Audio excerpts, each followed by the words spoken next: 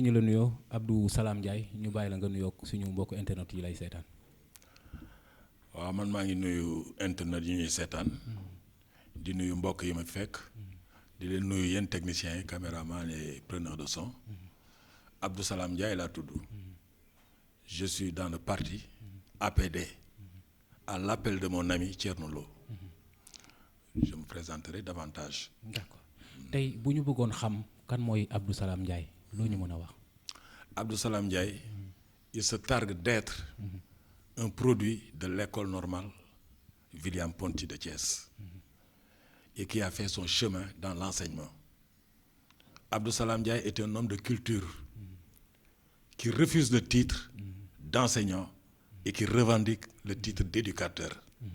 J'ai pris ma retraite de la fonction publique jël naa retraite mais bàyyiwuma yaraate ak jàngale ak jéem a tabax ay jikko moo tax j'ai pris ma retraite j'ai quitté Dakar je suis allé m'installer à Saint-Louis comme résidence d'écriture bind mooy sama métier léegi bind mooy sama métier Thierno jële ma ci sama retraite ma ñëw mu ne ma Salam dama la soxla ma ne ko acca bismillah dama la soxla dama am parti bëgg nga ñëw dugg ci parti bi ma ne ko c'est un ordre que j'exécute avec enthousiasme laajuma la le programme de ton parti parce que je te connais dama la xam je peux être en fusion avec toi mais duma la poser benn condition xam nga ma yow tamit xam nga sama liberté de ton sama liberté de pensée xam naa sa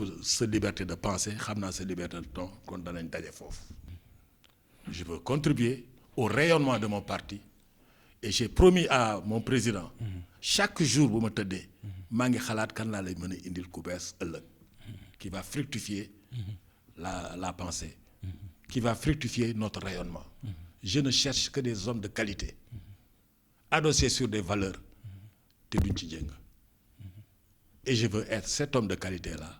Je ne veux pas venir donner exemple sur moi-même, c'est pas important. Ce qui est important, qu'on me juge sur l'action.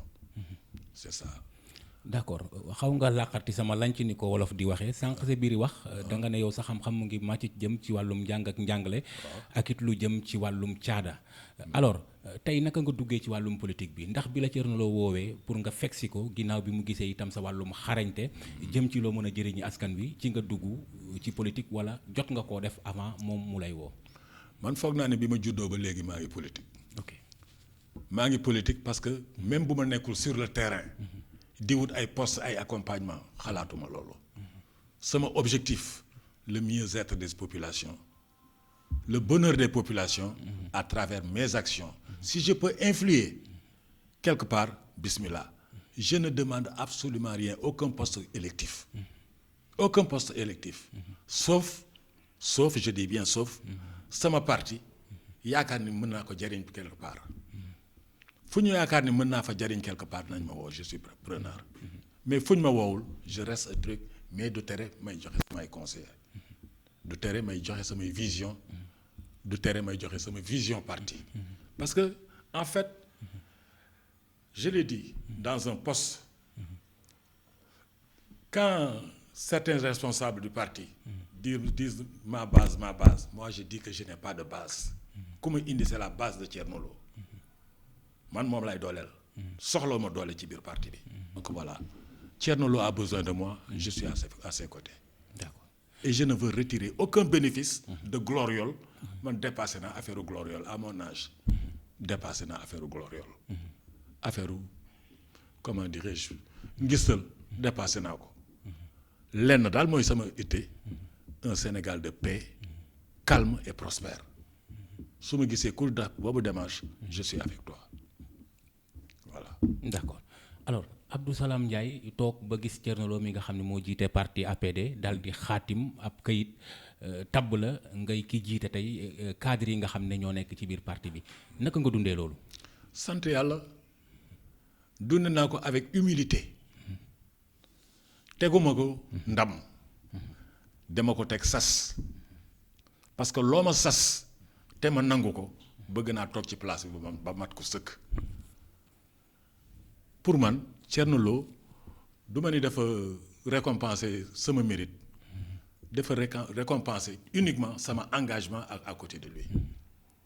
Maintenant les autres membres du parti que je ne connais pas encore am na ci ñu bari xamaguma leen danaa def sama kéemtulaay kàttan pour xam leen am faculté d'écoute am faculté d'analyse am faculté de proposition. Proposition bala may koy def à mes camarades à mes amis du parti je voudrais que cette proposition au préalable que le président du parti en ait la primeur et qu'il le valide ou qu'il l'invalide. Voilà. D'accord. Alors tey yan jéego lañ mën a xaar ci yow yoo xam ne di nga ko indi ngir gën a mën a jooyanti ak jubal pàcc bi nga xam ne moom nga jiite muy kuréel bi ëmb cadre yi nekk seen biir parti. waaw kuréel yi nekk cadre suñu parti am naa benn programme d'abord une approche ku ci nekk ci fa nga toll su ma la mënul woo ma mën a déplacer wu gisante ak yow ñu waxtaan bëgg naa aussi que les cadres du parti jouent le rôle effectif d'un cadre. Les cadres du parti doivent avoir la possibilité de faire des productions intellectuelles. Pour ce faire, il faudrait que les cadres prennent sur eux de se déplacer en réunion bi-hebdomadaire. Chaque 2 semaines, nous mën a toog échanger. Avec le net, c'est possible. Qu'on échange sur des sujets qu'on aurait définis et qu'en collégialité, qu'on sorte un communiqué qui va refléter la vision du parti par rapport à tel problème. Il n'y a pas de problème tabou. Il n'y a aucun problème tabou. Man fuñ ma ci laaje, je vais donner ma position. Ak n'importe quelle question nag, je vais donner ma position. Mais ça, c'est la position d'Abdou Salam Ndiaye. En réunion de cadre, ce qu'on va faire, si c'est validé par le président, ça va être la vision du parti par rapport à tel problème. Mais bu fi kenn am complexe wu exprimer ce accord ce désaccord par rapport à un problème social donné. C'est comme ça qu'on construit un parti et c'est comme ça qu'on construit une nation. Tey bu ñu mënoon jàpp lenn jëm ci li nga xam ne mooy école de parti yi nga xam ne yéen a ngi ko doon amal ci biir parti APD muy école du parti yeeg lu jëm ci wàllum formation yi. te yow tey ñu nommé la responsable des cadres ngay ku bees lan la ñu mën a xaar loo xam ne di nga ko jokkalante ak le président Thierno Lo ba ay jéego gën cee am. Ma position que m'a confié le président Thierno Lo, que je remercie au passage, je n'ai pas commencé par ça, je le remercie de cette confiance. Ma position moom jox na ma feuille de route mais man feuille de route boo ma ko joxee danaa jéem a seet nan lay def pour aller au-delà. Je veux avoir une position transversale. Toutes les structures du parti naa ci xool teg sama bët bu ma amee lu ma ciy xelal ma xelal ci bu ma amee lu ma ciy yokk ma yokk ci. Voilà. Je déplore nag qu'on te donne un outil, un instrument de travail que tu l'utilises comme un bibelot. Comme un bibelot. Bu ñu la joxee jumtuwaay jëfandikoo ko dellool jumtuwaay bi mënuma loolu laa yaakaar. L'école du parti Thierno Lo y allait de sa poche, de son entre-gens, de son énergie, de tout. Il leur a même trouvé un local pour l'école du parti. Mais ce que j'attends d'un intellectuel en formation, c'est d'aller vers le savoir. Je leur ai proposé, boobu duma dara, je leur ai proposé de faire des thé-débats. Des thé-débats lu yomb la ku nekk mën na ko. De discuter de sujets et d'inviter des personnes ressources qui leur tiendraient des causeries. Ça participe à leur participation. Je ne sais pas, l'école du parti nga baal ma et le président des jeunes est là. Malik que je respecte et que je salue au passage parce que gis naa abnégation bi animé ce garçon-là. J'ai vu son abnégation par rapport à la vie du parti. Ma ne école boo fa nekkee pour lan la pour jàng sàkku xam-xam mais yow boo mënul ubbi li téere yi jàng xam-xam invité ay truc man wóor na ma wóor yàlla ku ñu bëgg a invité mu xaw a ñagas bu ñu gisee Thierno Lo dana leen facilité kooku ñëw defal leen ay causeries et qu'il fréquente les autres écoles du parti les jeunes des autres partis am ouverture mën a véhiculer valeur seeni parti valeur seen président au parti déglu ay mots d'ordre venant peut-être du président du parti ou des autres structures. alors bu ñu paree tey ci lu jëm ci wàllu parti APD dañuy ñëw wax ci li nga xam ne mooy situation actuelle bu Sénégal rawatina fitna yi nga xam ne ñu ngi amoon bésu 8 mars bi nga xam ne moom la ñu jagle d'ailleurs jigéen ñi ñu gis ne Sénégal yëngu woon na lool ba am ay bakkan yu fi rot ñu gis itam ay barab yu bëri yoo xam ne askan wi yàq nañu ko ndax dañu ne nasaraan yi ñoo ko moom te luy njiin ñoom ñooy njàkk ginnaaw bi ñu tegee loxo Ousmane Sonko si jafe-jafe bi amoon digganteem ak soxna si di Adji Sarr yow ban gis-gis nga ci amee ci li nga xam ne jot naa xew bés boobu. tiis naqar fanaana guddi gi di jooy sincèrement j'ai pleuré j'ai versé des larmes parce que Sénégal wax dëgg yàlla waroon na weesu affaire bu ñàkk fayda bi Sénégal waroon na weesu li ñu gis au mois de mars là ça ne veut pas dire que le Sénégalais n'a pas le droit de se battre le Sénégalais doit se battre. Et tant que nous serons Sénégal, nos jeunes, nos moins jeunes, les plus jeunes, etc., ñëpp a war a xeex mais xeex avec la manière et la cause. Je déplore maa ngi massawu ñi ci perte seen bakkan di jaale seen i njaboot di jaale seen i waajur seen am di jàmm seen rëkkandoo di leen ñaanal yàlla na leen yàlla xaare aljana ñi ci am ay gaañu gaañu. maa ngi ñaan ñu jóg wér dellu ci seen liggéey ci seen ay ëtte mais da ma posé question boo xam ne bii ñàkk ci wax mooy daw dëgg man duma daw dëgg ci kaw naka Macky Sall de génn na def na sorti xol yu bare tooy xol yu bare calmé wu sëriñ si dugg nañ ci wax clergé catholique bi société civile ñëpp dugg nañ ci wax pour artu freiner lii man de doon naa espérer que affaire bi du agsi fii doon naa espérer Macky Sall bi may yaakaar ni moo fi ne ki ko jëkk a wax affaire bi da lay dàq ci biti génnal ci biti ne me parle pas de ça bul ma yàbb duma sa morom parce que Sénégal warul am ay genre sexe tape bu yëngal dëkk bi mais Adji Sarr mooy kan une gamine de 20 ans Sonko mooy kan un garçon qui n'a pas fini d'apprendre qui n'a pas fini de naître xaw ma séq nañu xaw ma séquñu mais ñooñu mérité wuñu di yëngal Sénégal nii Sénégal buy yëngatu na yëngatu parce que laal nga waaso laal nga askan laal nga diine laal nga ëllëgu xale yi war na ma yëngatu ci loolu mais ñaari nit yu seq seen affaire en privé affaire sexuelle que je mets entre guillemets mais c'est extraordinaire. ñu gis ne bi affaire bi amee am na ñoo xam ne ay kàngam lañu nekk ci biir APR. waaw ñu néew lañ ci mën a lim. ñoo xam ne génn nañ défendre le président Macky Sall. waaw te ñu assumer seen responsabilité. au moment où ñoo xam ne ay alliés kese lañu. mën nañ ci citer quelqu'un comme Thierno Lo. malgré que nag bi mu génnee défendre le chef de l'État am na sax ñu ko ci jot a critiquer. mais ñi nga xam ne ñoom lañ doon xaar bu njëkk ñu waroon njëkk a wax. muy ñi nga xam ne ñoo bokk ci biir parti APR. amul kenn ku ci génn défendre ki nga xam ne moom mooy le président Macky Sall. yow ban gis-gis nga mën a amee ci loolu. man ça me fait mal. que ce soit l'étincelle qui a failli brûler le pays. Ça me fait très mal. Je n'ai pas l'occasion et je ne souhaite même pas avoir cette occasion de voir Adji Sarr pour lui dire ce que je pense. Je n'ai pas l'occasion. Je souhaiterais peut-être un jour avoir l'occasion de dire Sonko boy juum nga. J'ai ma conviction par rapport à ce dossier. Mais ça c'est une conviction personnelle. Mais je suis absolument sûr.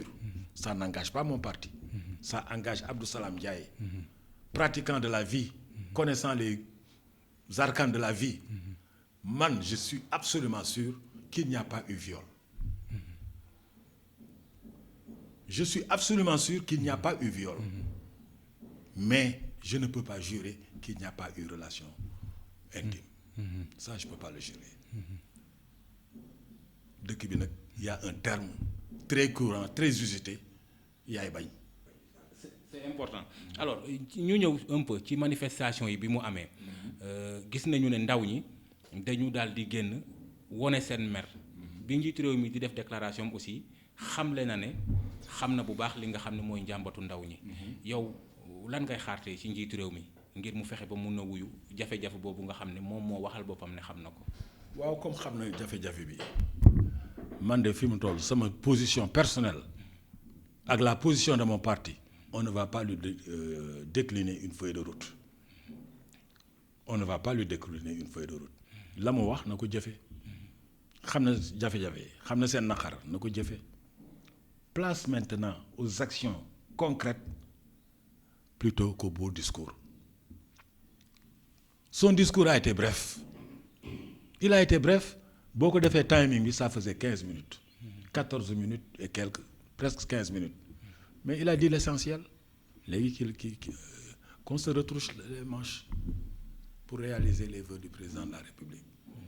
Parce que le président de la République, mënul jël pic ak pelle dem di gas mbedd yi mënul jël pic ak pelle dem di peinture à gauche et à droite. Mais ceux qu'il a nommés pour ça, mais qu'il donne les ordres conséquents. Et qu'on fasse tout pour amoindrir la misère des populations. OK? Qu'on fasse tout pour ne pas commettre les erreurs de nos prédécesseurs. Quand Dakar a brûlé le 23 mai, Abdoulaye Wade, que je respecte et salue, hein? Nee na ñi dañu añaan dem di lakk table jàmbur yi mais qu'est-ce qui a transformé la jeunesse de mon pays en tablier et en marchand ambulant? Qui